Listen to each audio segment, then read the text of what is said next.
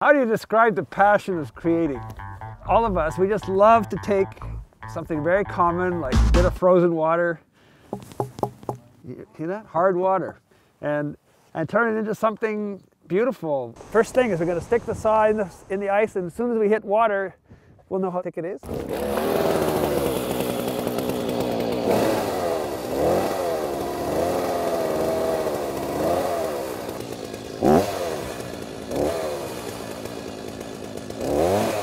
There you go. Okay. Yeah. Well, that's pretty close to 10. That's there, right? Yeah. So, standard blocks it is.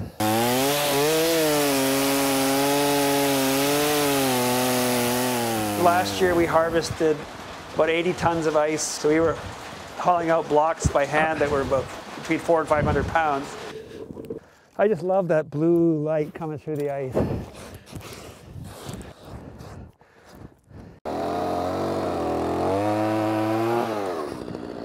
Look like an Inukshuk's head. I don't think that people necessarily set out to become sculptors in ephemeral media.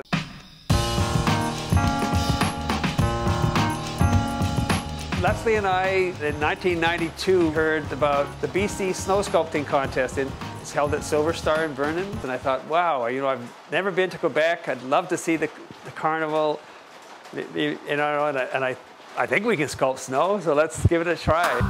I didn't have a clue that we were going to receive a block that weighed 15 tons and have only 2 days to turn it into something.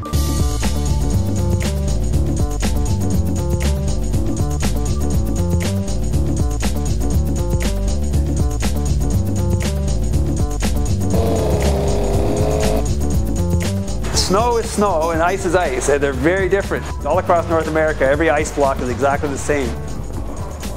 1 meter long by 1/2 meter wide and 1/4 meter thick, which works out to 10 inches by 20 inches by 40 inches. And that weighs about 300 pounds. So we know ahead of time, okay, I'm gonna have to stack 3 blocks to get a life-size figure, and then I'm gonna have to cut a chunk out of here and freeze it on there to make an arm. Snow blocks are made from a big cube of compressed snow that's, for example, 8 by 8 by 8. Sometimes we end up with sculptures that are 15 feet tall and 10 feet wide. It's up to us to decide what are we going to make.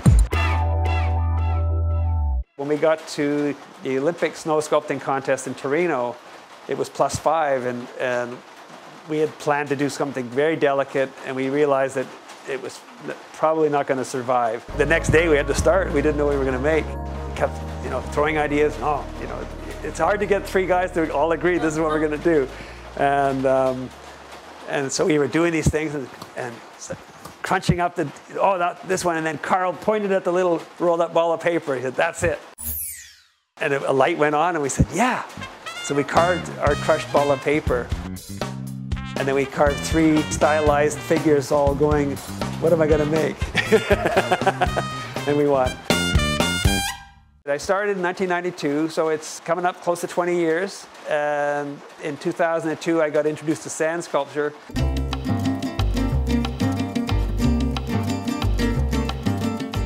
In an average sand sculpture contest, you're going to shovel 10 tons of sand in less than a day.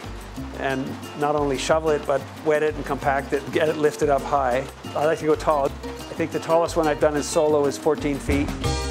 I think any person who decides to sculpt in snow, ice, and sand has to be really able to adapt, because there is an uncertainty about it, what we're doing. Sand sculptors experience collapses all the time. We've seen snow and ice collapse. I think the fact that you can see something fall in front of you and then let it go, and 5 minutes later be sculpting again, and just say, okay, now what can I do with this?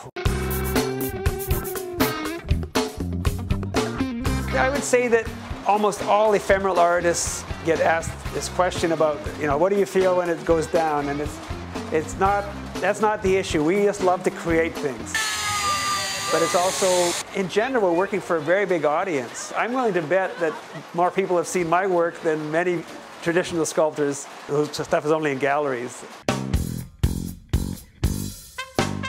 For me, I have to say that I'm fortunate. I'm still passionate about every sculpture I build, and I really keep trying to find new ways to express myself.